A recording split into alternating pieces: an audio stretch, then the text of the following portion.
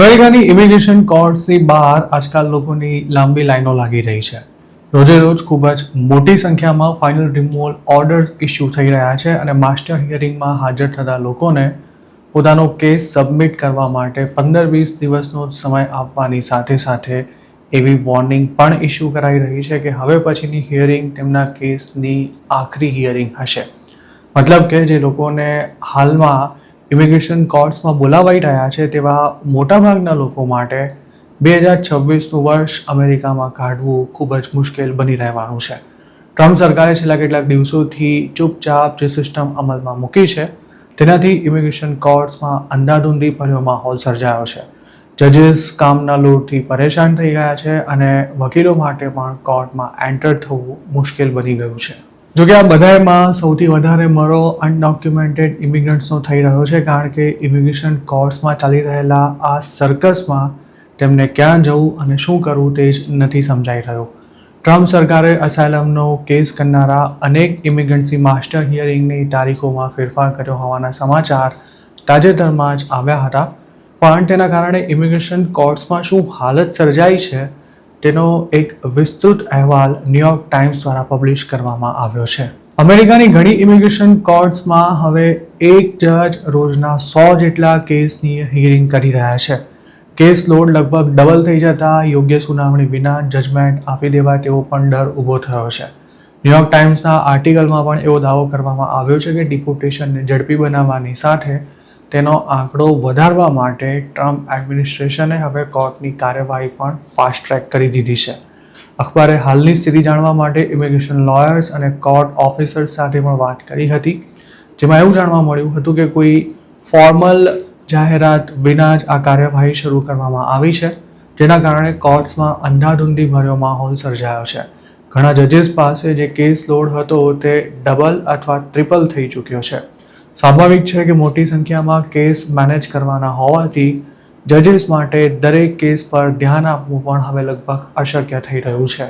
વર્જિનિયાના એનડાલે અને સ્ટર્લિંગમાં હાલના દિવસોમાં સવાર પડતા જ ઇમિગ્રેશન કોર્ટ્સની આગળ લોકોની લાંબી લાઈનો જોવા મળી રહી છે અને કોર્ટમાં ભારે ભીડ પણ દેખાઈ રહી છે. એક જ જજને રોજના 100થી પણ વધુ કેસની સુનાવણી કરવી પડી રહી છે અને જેમના કેસની ડેટ્સ એડવાન્સ કરી દેવાય છે તેવા એડલ્ટ્સ ઉપરાંત જે તે સમયે એકલા જ અમેરિકા આવ્યા હોય તેવા નોંધારા માઇનર્સનો પણ સમાવેશ થાય છે.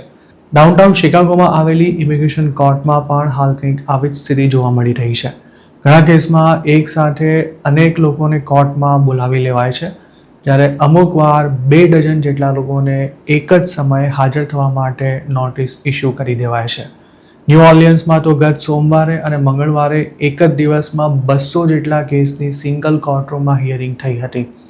આ કોર્ટમાં રોજના 30-40 કેસની હિયરિંગ થતી હતી, જ્યારે હાલ આ સંખ્યા લગભગ 5 ગણી વધી ગઈ છે. અમેરિકાની ઇમિગ્રેશન કોર્ટ્સમાં અસાયલમના લાખો કેસીસ પેન્ડિંગ પડ્યા હોવાથી ઇલીગલી આવેલા લોકો પણ વર્ક પરમિટ મેળવીને વર્ષોના વર્ષો સુધી આરામથી રહી શકે છે, કારણ કે જંગી બેકલોગને કારણે તેમના કેસનો વર્ષો સુધી કોઈ નિવેડો જ નથી આવતો. તેના લીધે જે લોકોએ અસાયલમ માટે ખોટી સ્ટોરી ઉપજાવી કાઢી છે તેમને પણ જલસા પડી ગયા છે અને તેમને જોઈને બીજા લોકો પણ ઇલીગલી યુએસ જવા માટે પ્રેરાય છે. જોકે ટ્રમ્પ એડમિનિસ્ટ્રેશન જૂના કેસનો બેકલોગ ઘટાડવાની સાથે નવા કેસ કરનારા વર્ષો સુધી અમેરિકામાં રહી જ ન શકે તે સુનિશ્ચિત કરવા હવે ધમધમાટી બોલાવી રહ્યું છે. જસ્ટિસ ડિપાર્ટમેન્ટે પણ હવે સ્પષ્ટ કરી દીધું છે કે ઇમિગ્રેશન કોર્ટના બેકલોગ ક્લિયર કરવા સરકારની ટોપ પ્રાયોરિટી છે અને દરેક કેસને યોગ્ય રીતે સાંભળવામાં આવી રહ્યા છે. Immigration courts executive office four immigration review હેઠળ કામ કરે છે. તેના એક અધિકારીએ ન્યૂયોર્ક ટાઈમ્સ સાથે વાતચીત કરતા ત્યાં સુધી કહી દીધું હતું કે જે નવા જજીસની ભરતી કરવામાં આવી રહી છે તેમને પહેલેથી જ કહી દેવાયું છે કે 2026માં જ ગમે તેમ કરીને 3 મિલિયન જેટલા કેસનો બેકલોગ ક્લિયર કરવાનો છે.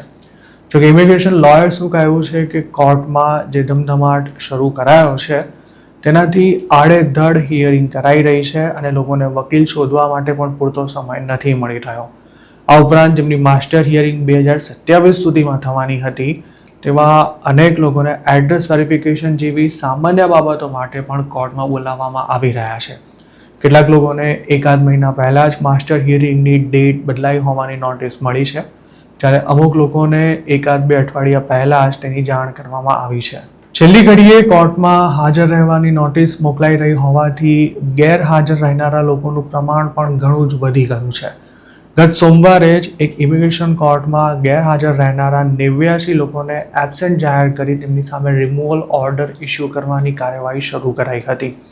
શિકાગોમાં 11 નંબરની ઇમિગ્રેશન કોર્ટમાં મે 26ના રોજ જજ પીટર એ કીમે 20 ઇમિગ્રન્ટ્સના એક ગ્રુપને જણાવી દીધું હતું કે તેમને 20 દિવસની અંદર પોતાનો કેસ લેખિતમાં સબમિટ કરવા માટે જણાવવામાં આવે છે અને નેક્સ્ટ હિયરિંગ તમારા માટે અમેરિકામાં રહેવાનો છેલ્લો ચાન્સ હશે.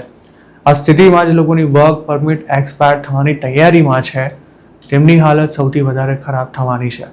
જો તેમનો અસાયલમનો કેસ ચાલુ વર્ષમાં જ પૂરો કરી દેવાયો તો તેમની પાસે અમેરિકામાં રહેવાનો કોઈ રાઇટ નહીં રહે અને વર્ક પરમિટ પણ રિન્યૂ નહીં થઈ શકે. ટ્રમ્પ સરકાર ભલે હાલ મગનું નામ મરી ના પાડી રહી હોય પણ ઇમિગ્રેશન કોર્ટ્સમાં હાલ જે માહોલ ઊભો કરવામાં આવી રહ્યો છે તેનાથી એ ક્લિયર થઈ ગયું છે કે આમ કરવા પાછળ સરકારનો ઇરાદો શું છે. અસાયલમના કેસમાં માસ્ટર હિયરિંગની તારીખને બદલી ના શકાય તેવો કદાચ કોઈ જ કાયદો નથી, જેથી હાલ જે સિસ્ટમને ફોલો કરવામાં આવી રહી છે તેને કોર્ટમાં ચેલેન્જ કરવી પણ મુશ્કેલ છે.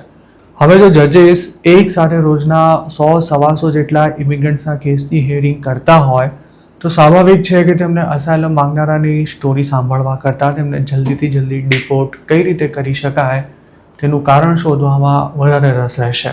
ટ્રમ્પ સરકારે પણ ઘણા સમય પહેલાં જ ઇમિગ્રેશન જજીસને કહી દીધું હતું કે અસાયલમના કેસ લાંબા નથી ખેંચવાના અને હવે ઇમિગ્રેશન કોર્ટમાં કામકાજ એ હદે ઝડપી બનાવાઈ રહ્યું છે કે જજીસ પાસે સરકારના કયા અનુસાર કામ કરવા સિવાય બીજો કોઈ ઓપ્શન પણ નથી રહ્યો.